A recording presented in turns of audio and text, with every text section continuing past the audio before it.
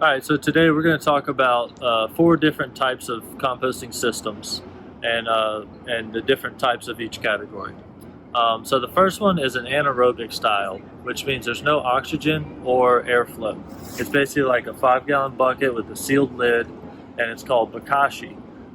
It's anaerobic in the sense that it's kind of like kimchi, where it ferments, and the organisms that are in that pile, which sometimes you have to add, will help break it down and will create compost.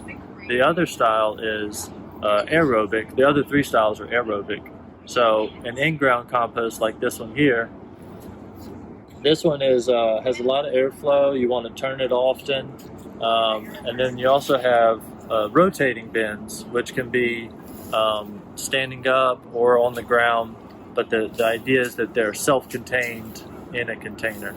And then the other type is a vermicompost, which uses macroorganisms like worms, and the other kind is black soldier fly larvae, which have a lot of benefits that if you're interested in, you can watch another video on that.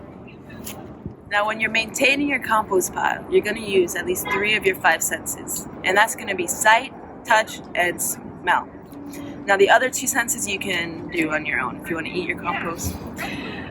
Now, when you're looking at your finished compost pile, nothing should be really recognizable. It should be a good blend of your nitrogen and carbon, and it should be created into this homogeneous sort of component of all of them. Now, your touch. Your compost pile should be pretty moist when it's finished, and actually it should be moist enough to where you compact it. It should stay together but not stick together. See, that falls apart easily. This is some good moist compost. Your finished compost is also not going to be as warm as it is when it's digesting, because everything is already broken down to its most basic form. Your finished compost is also not going to emit an odor. It might be odorous when you're turning your compost, when you're turning your food scraps into your compost, but the finished bed, since it's all broken down, it should smell pretty much just like the air.